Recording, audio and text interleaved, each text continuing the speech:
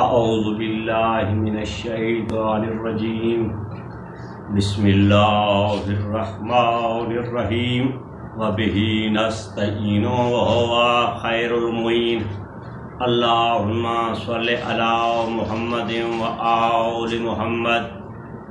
میرے محترم ذویل احترام سامعین کرام، میں آج اپنے اس مختصر سے پروگرام میں واقعہ حرہ کے متعلق گفتگو کرنا چاہتا ہوں۔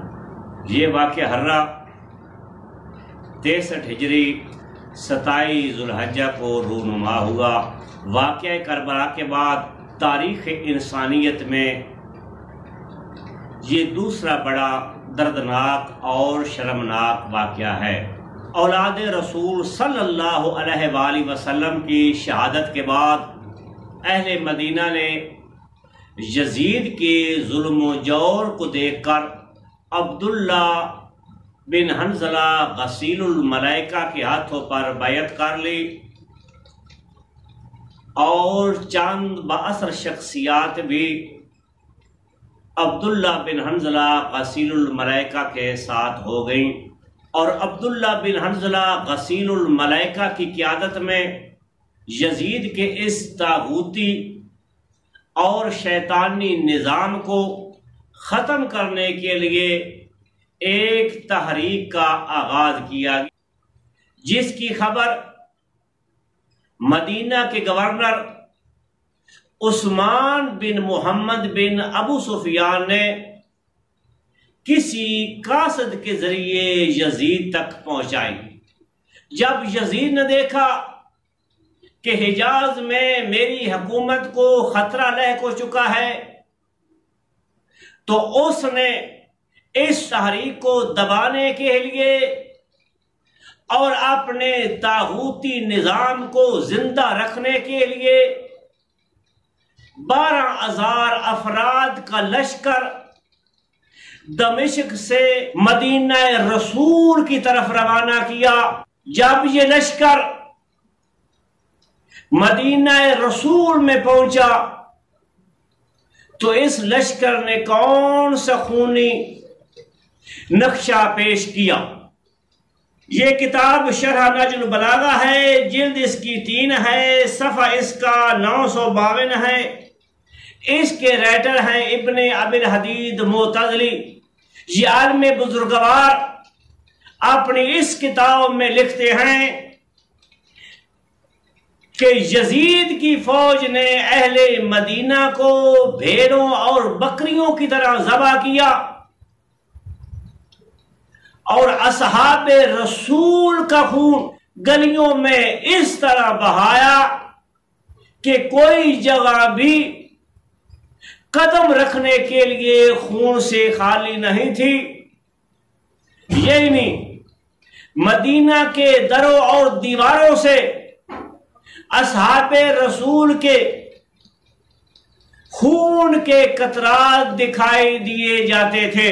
کتاب کا نام الامامہ والسیاسہ ہے، جلد اس کی 1 ہے اور صفحہ اس کا 243 ہے۔ اس کتاب میں ابن قتیبہ دینوری لکھتا ہے کہ اس واقعہ میں مہاجرین اور انصار کے 700 افراد شہید ہوئے، اور باقی لوگ جو شہید ہوئے اس واقعہ میں ان کی تعداد ہے 10,000، اور اس واقعہ میں 80 بدری صحابی بھی شہید ہوئے۔ اس واقعہ کے بعد کسی بدری صحابی کی زندگی کا تذکرہ کسی کتاب میں نہیں ملتا۔ کتاب کا نام تاریخ کامل ہے، جلد اس کی 4 ہے اور صفحہ نمبر 117 ہے۔ ابن اسیر لکھتے ہیں کہ ولید بن عقبہ نے اپنی شامی یعنی یزیدی فوج کے لیے 3 دن تک مدینہ رسول کو مباح قرار دیا، یعنی انہیں کھلی چھٹی دی، جو چاہو کرو، تمہیں کوئی منع کرنے والا نہیں ہے اور تمہارے راستے میں کوئی رکاوٹ ڈالنے والا نہیں ہے۔ کتاب کا نام تاریخ الخلفاء ہے، صفحہ اس کا 209 ہے۔ اس واقعہ ہررا میں 1000 باقرہ عفیفہ پاک دامن لڑکیوں کی عزت کو پارا پارا کر دیا گیا، اور حسن بصری جب بھی اس واقعہ کو یاد کرتے تو ان کی زبان پہ کلمہ استرجاع ان للہ و انا الیہ راجعون جاری ہو جاتا۔ ممبر رسول کے قریب گھوڑے اور کھچر باندھ دیے گئے، لوگوں کے گھروں میں یہ یزیدی فوج داخل ہوتی اور انہیں لوٹتی۔ کتاب سمت النجوم جلد نمبر 3 کے اندر یہ واقعہ موجود ہے کہ ایک شامی فوجی ایک عورت کے گھر میں داخل ہوا۔ اس وقت وہ عورت اپنے بچے کو اپنی چھاتی سے لگا کر دودھ پلا رہی تھی۔ اس شامی فوجی نے اس سے مال و دولت کا مطالبہ کیا۔ اس نے کہا کہ تیرے ساتھی مجھے پہلے سے لوٹ کر جا چکے ہیں، اب میرے پاس کوئی چیز نہیں بچی جسے میں دے سکوں۔ اس ملعون نے اس شیرخوار بچے کو اپنی ماں کی چھاتی سے جدا کیا اور زور کے ساتھ دیوار پر اس انداز سے مارا کہ اس کا دماغ پھٹ کر زمین پر بکھر گیا۔ اس کی ماں نے حسرت بھری نگاہوں کے ساتھ اپنے بچے کی طرف دیکھتی ہوئے کہا، بیٹا کاش آج میرے پاس بھی کوئی مال و دولت ہوتی اور میں اس ملعون کو دے کر تیری جان کو بچا سکتی۔ یہ کتاب سمت النجوم الاوالی ہے۔ اس کے مؤلف ہیں عبد الملک بن حسین بن عبد الملک الشافعی العاصمی المکی۔ اس عالم بزرگوار کی وفات ہوئی ہے 1111 ہجری میں۔ اس کتاب کی جلد نمبر 3 ہے اور صفحہ نمبر 203 ہے۔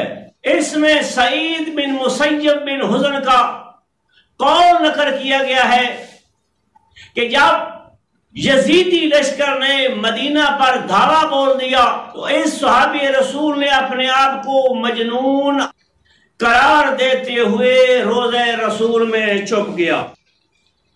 یہ بات اس وقت کی ہے کہ جب مدینہ رسول صلی اللہ علیہ وآلہ وسلم میں یزیدی فوج نے 1000 باقرہ عفیفہ پاک دامن بچیوں کی عزت کو مجروح کیا۔ کانا یقول کنت اسمع عند مواقیت الصلاۃ ہمہمۃ من الحجرۃ المطہرۃ۔ سعید بن مسیب کہتا ہے کہ میں پیغمبر اعظم صلی اللہ علیہ وآلہ وسلم کے روضہ مبارک میں چھپ گیا اور پیغمبر اعظم صلی اللہ علیہ وآلہ وسلم کی قبر مطہر سے اذان و اقامت کی آوازیں مجھے سنائی دیتی اور آقا قبر کے اندر نماز پڑھتے اور میں قبر کے باہر اپنی نمازیں ادا کرتا تھا۔ کہتا ہے وَأُفْتُزَّا فِيهَا أَلْفُ أَذْرَاءٍ وَإِن مُفْتَزَّاهَا فَعَلَ ذَلِكَ أَمَامِ الْوَجْهِ الشَّرِيفِ۔ کہتا ہے کہ میں قبر رسول کے قریب چھپا ہوا تھا، ایک شامی بدبخت سپاہی نے اپنے آپ کو جہنم کا ایندھن بنانے کے لیے ایک عفیفہ اور پاک دامن بچی کو ساتھ لایا،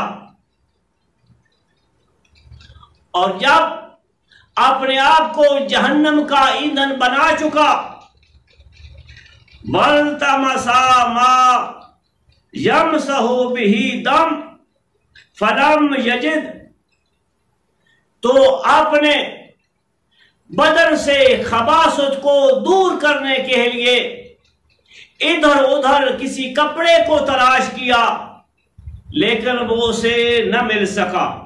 فَفَاتَحَا مَصْحَفًا قَرِيبًا مِنْهُ، اور اسے قریب سے ایک قرآن ملا اور اس نے اسے کھولا۔ ثُمَّ أَخَذَ مِنْ أَوْرَاقِهِ وَرْقَةً فَتَمَسَّحَ بِهَا نَعُوذُ بِاللَّهِ مَا هَذَا إِلَّا صَرِيحُ الْكُفْرِ، اور اس نے اس قرآن کا پہلا ورقہ پھاڑا، پھر دوسرا ورقہ پھاڑا اور قرآن کی اوراق کے ساتھ اپنے بدن پہ لگی ہوئی غلاظت کو دور کیا۔ پیغمبر اعظم صلی اللہ علیہ وآلہ وسلم کی یہ حدیث ہے جس کو کتاب صحیح مسلم کے اندر، کتاب الحج کے اندر، فضل مدینہ کے اندر مسلم بن حجاج قشیری نے نقل کیا ہے کہ آقا علیہ السلام نے فرمایا کہ جس شخص نے بھی اہل مدینہ کو ڈرایا اس پر اللہ کی لعنت ہے، ملائکہ کی لعنت ہے اور تمام لوگوں کی لعنت ہے۔ یزید سے بڑھ کر ظالم کون ہو سکتا ہے کہ جس نے فقط اہل مدینہ کو ڈرایا ہی نہیں ہے بلکہ اپنی فوج کو مدینہ پر چڑھائی کرنے کے لیے بھیجا، اور اس فوج نے مدینہ کی گلیوں میں اصحاب محمد کا خون اس طرح بہایا کہ گلیاں خون کی ندیاں دکھائی دیتی تھیں، اور پھر مدینہ میں اصحاب رسول کی بیٹیوں کی عزتوں کو لوٹا گیا، ان پر ظلم ڈھائے گئے۔ آخر دعوانا ان الحمدللہ رب العالمین۔